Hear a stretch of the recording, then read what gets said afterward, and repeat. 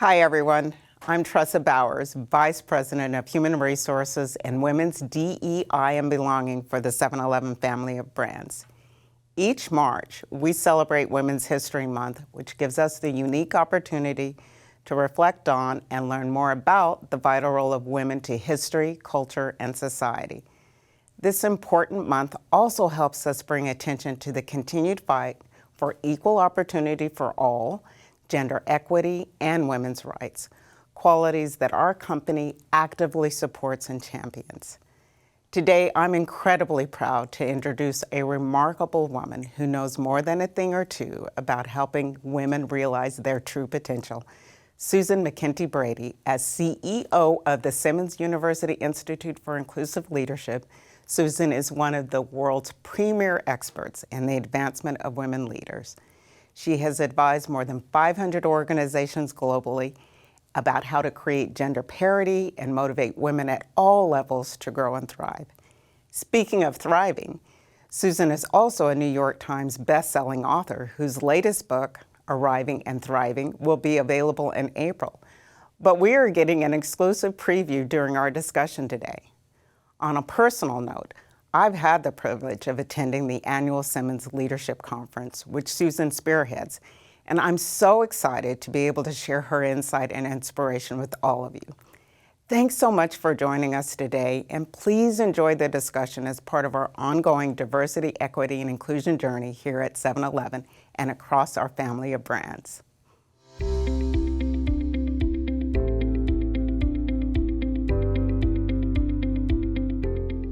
Hello everyone, I'm Amy Vanderoff, and on behalf of the 7-Eleven family of brands, it's my privilege to introduce to you Susan Brady.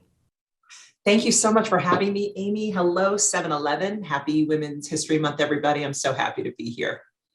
Susan, we are excited to start this dialogue with you today on behalf of Women's History Month. Let's start with your book, Arrive and Thrive. What need did you see in the marketplace that we needed these tools and that maybe we were not so as equipped as we thought we might be?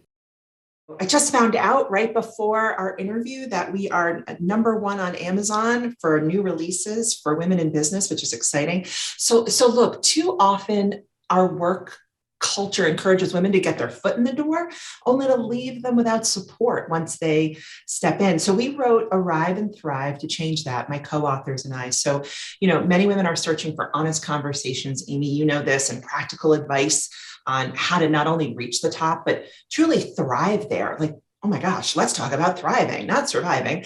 And by and large, most women are coming up empty-handed. So this book is our attempt to start these honest conversations and help women get the resources, advice, and support they need to thrive as leaders. Okay, so talk about that again, very intentionally using arrive and thrive and not survive.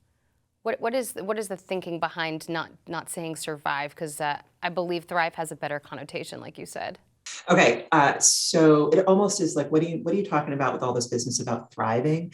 I want to first say thriving is whatever you think thriving is, but thriving is when your strengths and talents meet where you add value to others, which meets your joy and vitality. And where those three kind of concentric circles come together is your best self zone. When we're in our best self zone, whatever that looks like, right? I would argue that we are thriving. And it's not a fixed state because we can't be in our best self zone all the time.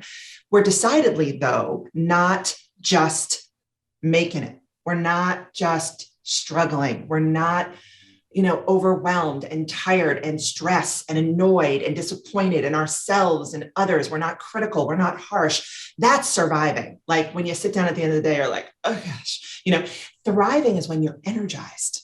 You're intentional about making choices about your time and the people you spend time with and the things that you do and how you direct your energy in a way that fuels you and fuels the people around you. That for me is thriving. It's very different. That's a perfect illustration, Susan. So we need to be mindful when we are in that state of thriving. How do we know when we're there? Is it because of how you demonstrate we're not completely depleted at the end of the day? Yeah, I have to tell you, I got enamored with the concept of well-being as I researched and wrote this book. So I served as first author on this book. This is my fourth book. My co-authors, Dr. Lynn Perry-Wooten and Janet Foudy. Lynn Perry-Wooten is a scholar and an expert in crisis leadership. She's also the president of Simmons University in Boston, Massachusetts. Janet Foudy is the executive chair of the board of Deloitte worldwide. Between the three of us, I'm just going to admit to you, we have a stunning 85 years of leadership experience. So this whole thing got started with the distillation of what we know about leadership, right? And then when we arrived at the idea that there are practices that have not been unearthed for women and all the allies, all the gendered allies who support women to advance at work, that there was a notion of we actually want to sell thriving. We want to sell the idea of it's not just about getting there, it's about really having a life you want when you're there. We couldn't avoid the conversation around well-being. And so probably the most relieving moment, Amy, of the last year of my life while writing this book was when I interviewed the chief medical well-being officer at Johns Hopkins University in Washington, D.C., in Maryland. And his name is Dr. Rich Saphir. And I was poised, okay, with my empty legal pad to take notes when I asked Rich the following question. What is well-being? What do I have to do to achieve a state of well-being? And I was like, I was sort of dreading it. I don't know about you, but I'm like, I'm going to get a list of 10 things that I'm probably currently not doing very well. And once I then accomplish those on top of everything else I'm doing in my life, then I will arrive at the state of well-being. And Dr. Saphir said, well-being is what you decide it is.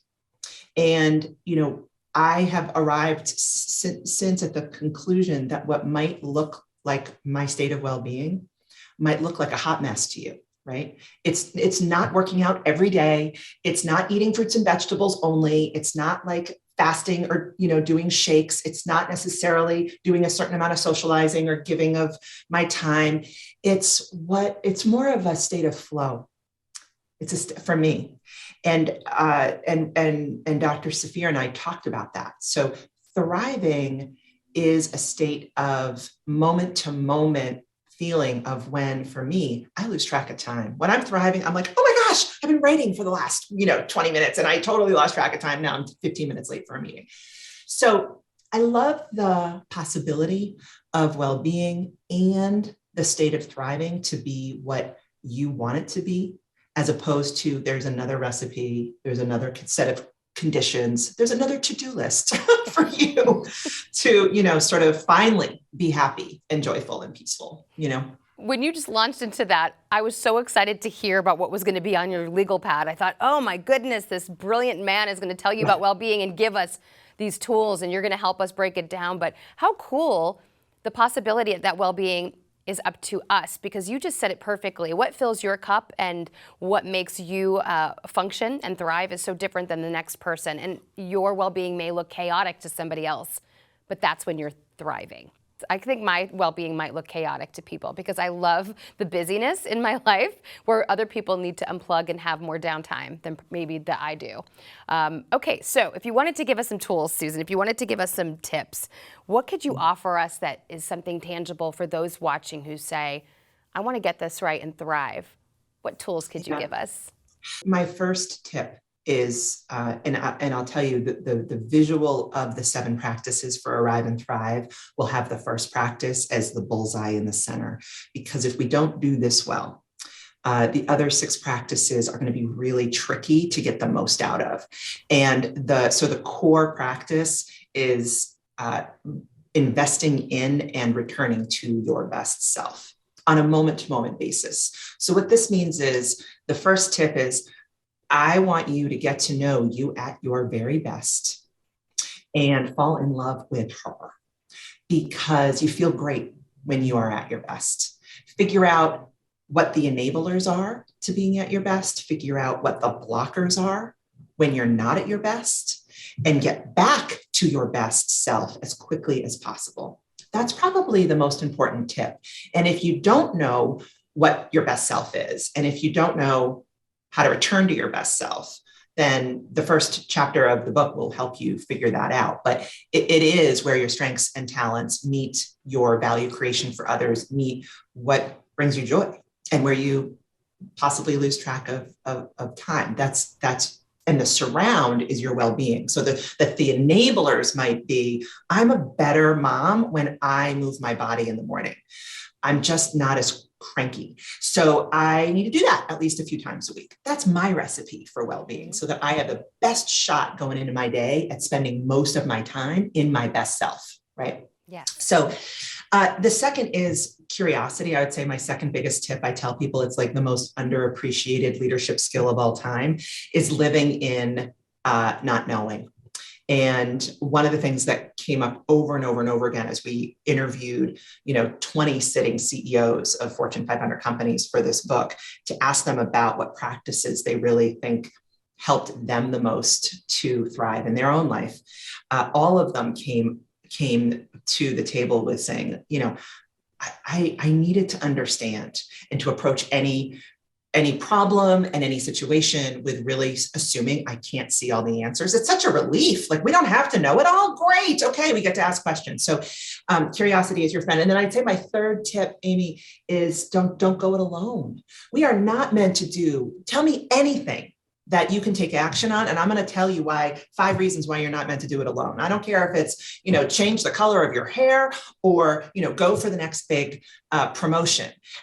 People are around us to support us and to lean on and to ask for help from. And we did some research for the book about how we misconstrue and we tend to minimize how much people love to help other people. So I talk a lot about borrowing confidence when you need it, which I did with my first book. People have written a book before. I hadn't, but I needed to lean on others. So I'd say, invest in and return to your best self, like your life depends on it.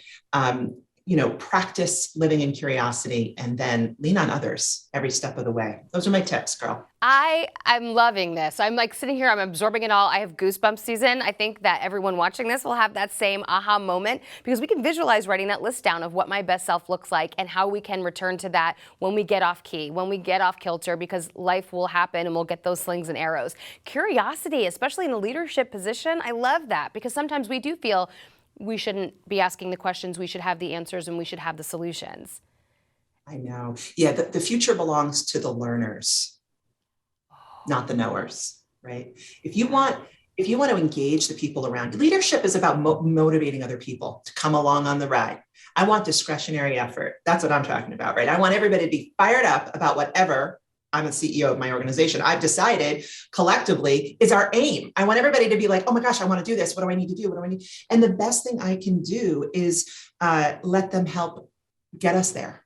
And so that means I can't always be right. I can't always have the answers. I can't know.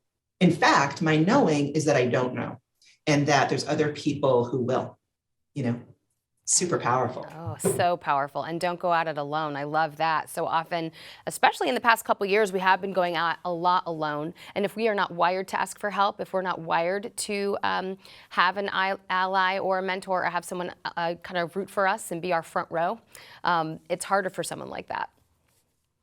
Isolation is the killer to thriving. So, and by the way, I think it's been an introvert's dream come true this year, pandemic, working from home, not having to, and those of us who are extroverts, I am still wildly under socialized. And I realize I am going to have to actually wear pants that zip when I go out to socialize now. But I got to tell you, I think leaning on others and connecting with others and asking for help is really good stuff. Really good stuff. So timely right now, more than ever. So, we had this need for this conversation, Arrive and Thrive, well before 2020. But now I feel the pandemic has impacted women in a more significant, or at least a different way. Can you speak to that? I sure can. It's funny. Obviously, there's the great resignation. I call it the she-cession. But the pandemic disproportionately impacted women, Amy. Adult women's employment rate hit same levels as it was in 1988, 34 years ago. We saw fewer white women, Black women, Hispanic women employed than we have in 35 years. So the combination of the wage gap and what I call the care gap, which is the gap between what women earn and the gap between what women do at home compared to men, has had, I think, the biggest impact over the pandemic. And this is where women take, differential care of family members, and, the burden is shared by men, but women were more impacted. So the way this is playing out now is the future being hybrid is great. If going into the office is not ideal for you, it's not ideal for me. I mean, I have one child in college and one at home, and I've got, 2 dogs, and I've got a 2-hour commute if I commute into the office, and a day, right? So it's an hour each way. I can't tell you how happy I am that I have those 2 hours of my life to myself. And, sometimes I waste those 2 hours on God knows what, but other times I realize I'm working out more. I am relaxed more. I'm paying more attention to my dogs. My teenager doesn't usually want more attention from me, but I feel better. And so, no, do I want to go back to the office? No. Can I do it a couple days a week? Yeah. So when you think about my life works better, not commuting. And I think the world of work has fundamentally changed as a result of the global pandemic. Women do have more choice, and we don't know yet how that's going to impact women, because I see a world where, frankly, women could opt to stay not in the office, and the same socialization, the same seeing each other, the same sort of connecting with each other that happened before the pandemic happens, but without an entire group of people, right? Mm-hmm. An entire gender or entire identity. That's not going to be good. Yeah. So I do see a silver lining to all of this, just to make sure you and everyone who listens to this knows. I think we had to face some truths about humanity over the course of the pandemic, and where we could blast through our day and just see and be frustrated with, and or, not with the human resources that we connect with every day. I think we all became human beings. We saw into each other's living rooms and bedrooms, and we saw even the most, sort of confident guy having to, be interrupted by his toddler who runs through the house, right? Like the resources that we work with became real human beings, and we all look different and sound different and have different lives. And I think that's fundamentally going to change everything about how we work, how we treat each other, and that's good news for women. That's actually good news. Yeah. Well said, Susan. When we look at you, we are inspired by you. You've shared so much already with us about thriving, but I'm sure it's not always been an easy road for you as a woman in your career. What are you most proud of when you look at your journey? What's an outstanding accomplishment, if you could really highlight a time in your life where you really felt that you were impacting and making a difference? The answer is just so much. I wish I knew so much and did so much different. I've been reflecting. This is, I've been doing all these podcasts and this media for the book, and I'm asked this question a lot. It's the most uncomfortable question, Amy.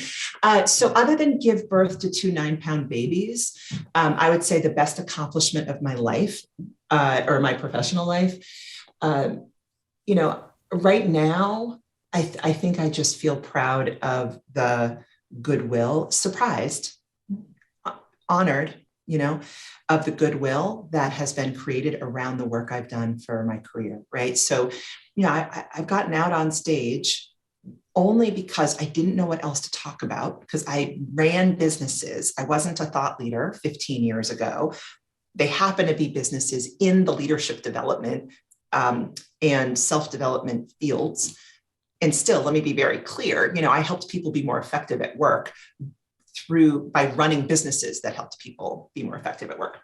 So I got on stage and shared how I manage that nasty little harsh voice in my own head, and come back to a place of love for myself and for the people around me, and compassion. And, that has fostered just incredible goodwill, I think, because it was a really brave, looking back, a really brave thing to do. I wanted to hide after every keynote. And then I went on to write, books about it. And I've shared this practice that is now, I talk about it as that's the return. The return to best self is a return to compassion. It's a return to love. And I think if I'm most proud about something, it's sharing that, because I actually think there's a lot of people in a lot of pain, and I think it's unnecessary. And there's a lot of people in a lot of pain because they're causing other people pain. That's unnecessary. And I'm talking about emotional pain, right? I'm talking about the not good enoughs. Either I'm not good enough or you're not good enough. Both feel bad. So I want to help people be less harsh.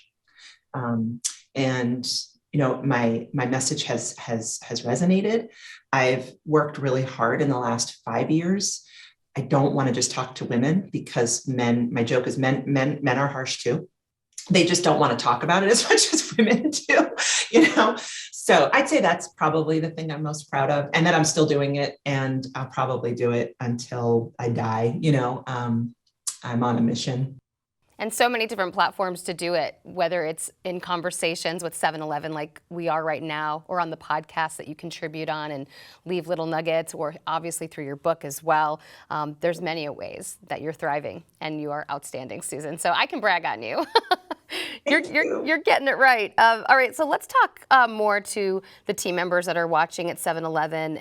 We know we've made our list about our best self, which you've encouraged us to do. Now we want to embrace authenticity. What are some ways that we can do that in the workplace? I love diving into authenticity. So authenticity is the second practice. Embracing authenticity is the second practice of the 7 in Arrive and Thrive. And, bottom line is we want you to be you. So encouraging honesty from yourself about who you really are, and helping others to do it too, is what authenticity is really all about. I mean, being free to be authentic will save you all that energy spent on trying to be something you think other people want you to be. It's really about modeling what's real so that others can be who they really are too. That's what authenticity is about. Yeah, it's letting the other person off the hook too, to speak their truth and be their authentic self. When you are comfortable enough to do that, you're helping someone else reflect that. I love that. And then I want to quote the great Carla Harris, who is one of the Thrivers. So we have Thrivers wisdom in every chapter. And we interviewed Carla Harris, who's vice chairman at Morgan Stanley. And she said, she's just I go to the church of Carla Harris when I need to. And she will point out at any chance she gets that your authenticity is your competitive advantage. No one can be you the way you can be you. So isn't that great? Yeah. Talk about a reframe. Yes. The truth is so convenient too. Love it. Be you. Because you can get that right every time. Yeah, then you have to actually march down that long lifetime journey of who am I actually? But that's part of it. There's no fixed state of thriving. There's no fixed state of arriving. We arrive and thrive, and we change over the course of our lives. And so one of the interesting things I learned while researching authenticity is that our authentic self changes. So who I am, 10 years ago is probably different than who I am today, right? And that's okay to have it change. That blew my mind too. I thought I was born in this fixed state of either being real or not real, either pretending or not. And that's just not true. We change over time. Of course we change. Yes, yeah. Especially in the past few years. All right, so let's talk to our 7-Eleven associates and an inclusive culture, whether you're in the leadership position or maybe in the infancy of your career. What actual steps can these 7-Eleven team members really implement to foster that inclusive culture? Yeah, I thank you for asking this question, because I think it's still elusive. I think people are like, okay, I know I'm supposed to be inclusive. I'm not entirely sure what that means. So we wrote a little toolkit called The Work of the Inclusive Leader when I first came to Simmons. There's basically 3 big actions to take. One is your first job is to become aware. What am I talking about? It's your understanding about your own biases and that there are biases, and it's also about valuing equity. So when I value equity, I recognize that there's inequity, right? And that there's systems in place that keep inequity furthering. So it's actually the first step of really fostering an inclusive culture is inside us, is actually recognizing what I might not know about my own beliefs or the systems and processes that keep some populations privileged and others not. That's step one. Step two is becoming an ally and an upstander. And by this, we want you to partner for success and be an advocate for belonging, right? So this is actively supporting and advocating, in this case, women. It's Women's History Month, right? What can you do to partner for success? Well, you can listen to this. You can get to know what are people talking about when it comes to women thriving at work. Great. If you identify as someone not as a woman, what an honoring thing to do to just listen to us today, Amy, right? Then go talk about it with people who do identify as women. And then advocating for belonging is about helping people feel seen, heard, and valued. That's the best thing you can do. Wherever you sit, do you feel seen, heard, and valued? Do you think the people who you work with feel seen, heard, and valued? The third thing is about becoming a change agent. And this is easier, arguably, to do when you're in a position of authority, power, when you have budget. But this is about leveraging your relationship capital and sponsoring to advance others who might represent different identities than the majority in power, and then making change, systemic change, championing systems and cultures. So I would say, look, if you get overwhelmed by that answer and you're listening to this or watching this, I would say just start with individual understanding. And that's where you walk from. When I coach executives, CEOs on, inclusion, and they are well-intended and come to the table and say, yes, of course I want an inclusive culture, but, just give me something to read. I say, no, here's what you're going to do. You're going to lead with your not knowing. I don't even, if you say, I don't even know what it really means to lead inclusively, but I'm going to find out. And I'm going to talk about how I do it, like imperfectly, and make our culture a safe place to talk about this and to foster it. That's how you do it. You do it imperfectly and you have brave conversations. I love it. Susan, that was phenomenal. Really good stuff. That was really good. By the way, I just have to tell you, everything I just said, in case you're a little overwhelmed, is the seventh practice. The seventh practice in Arrive and Thrive, and thus a whole chapter is devoted to this, is all about the work of the inclusive leader. How do I create a culture of inclusion? What does that mean? So it's all there. Very good. You got to pick up the book. Yeah. All right. So I also want to talk about 7-Eleven's brand promise. It's to help their customer activate their awesome.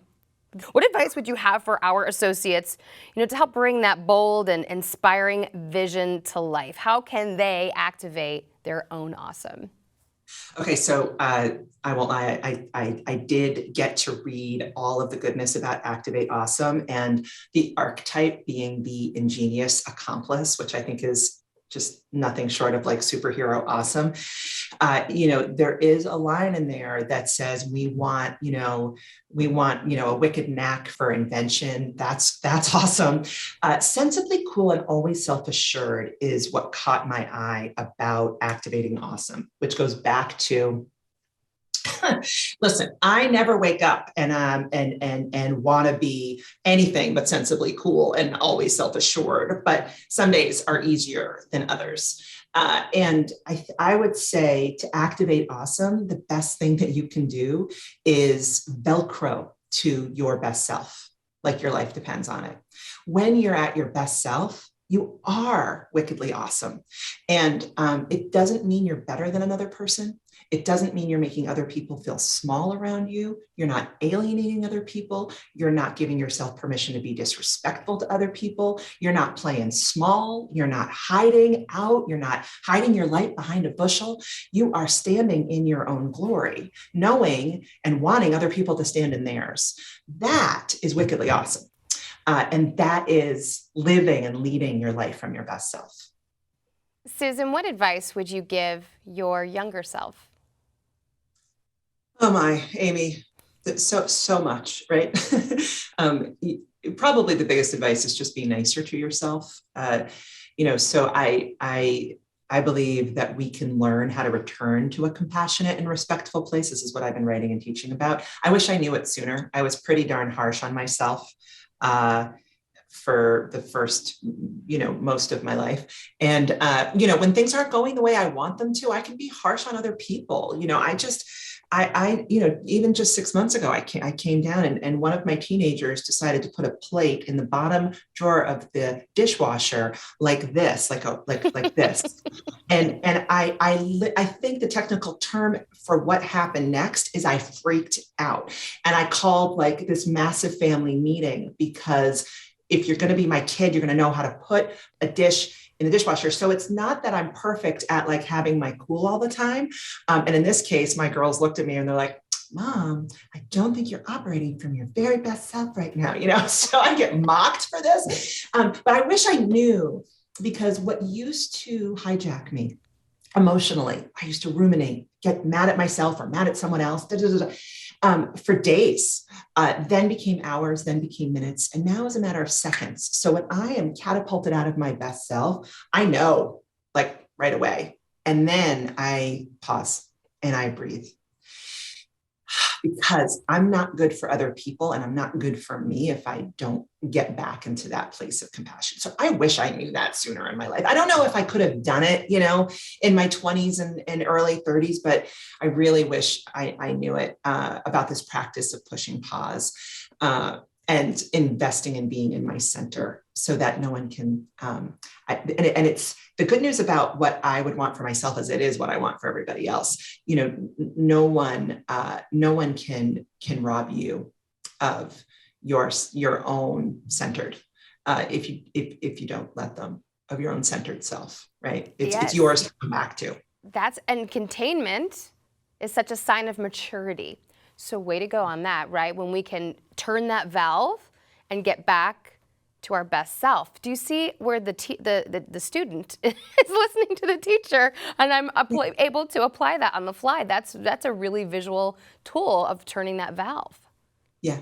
I mean, we're talking unbridled self-expression, Amy. If you're an extrovert, you run the risk of thinking and feeling out loud while it's happening. That I found the hard way is not necessarily a winning strategy in all contexts. And so, like you, I think when we're put on the planet with some energy, it's incumbent upon us as adults to manage our own energy in a way that it lands for other people in the way we intend. And so my joke, and this is the big answer to the question, I every day I seek to lessen the gap between my intention and my impact. I want, because my intention is always good. It just doesn't, sometimes land that way. So more self-awareness is what's required now for empathy first leadership, for inclusive cultures, for all of it. So it's not too soon to learn though. Not too soon to get going. The intention and the impact of our energy. I think this will resonate with a lot of people too. You also mentioned something before that I want to talk more about, because you're so gifted, obviously, in the field of leadership, and then you're also a really great communicator, Susan. You're very good in a keynote speaker position, I guess on a podcast or a conversation like we're having right now. Do you ever get nervous about that delivery? Because it's such a gift that you have, that maybe you have to cultivate that courage to be able to get your message across in a calm way. Thank you for asking the question. The most common question I get after my keynotes is, where did you and how did you build your confidence?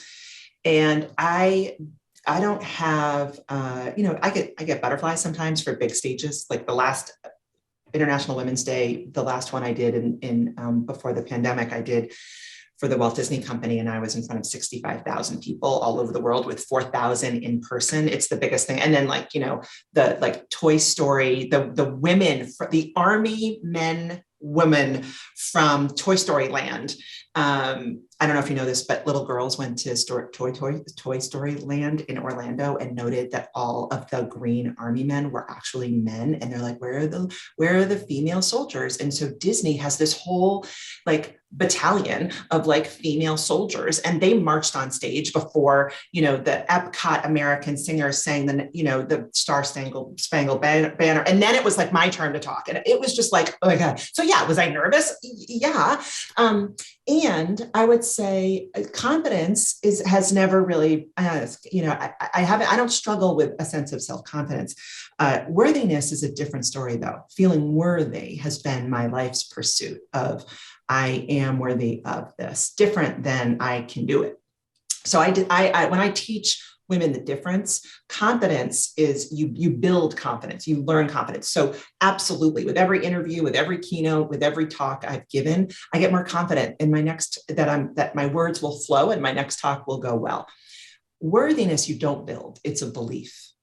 It's deciding that you are enough.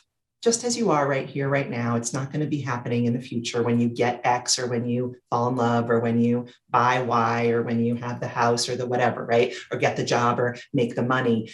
We tell ourselves a story that we will be worthy when. And I bought into that too, And so it's probably behind the confidence, what people feels is I feel worthy.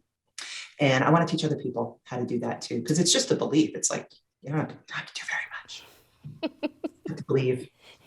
Well, I like that even you get butterflies. And when you talked about the Army soldiers, that was so cool. The female soldiers coming out in Toy Story. And then it's that whole buildup of how significant this event is and how significant that moment is. And I always say, Susan, if you're not nervous, then you don't care. So nerves, I think, are a sign that you're thriving. Yeah. Totally. Oh, good. I love that. Great. Way to reframe nerves. I love it. Very good. Good. You learned me a lot today, Susan. Thank you. Thank you for having me. It won't surprise you that a big part of who I am at my best is getting to do what I've done with you today. And so what an honor it's been to be here. So thanks for having me. That's great. Susan, on behalf of the 7-Eleven family of brands, thank you so much for being here and celebrating Women's History Month with us.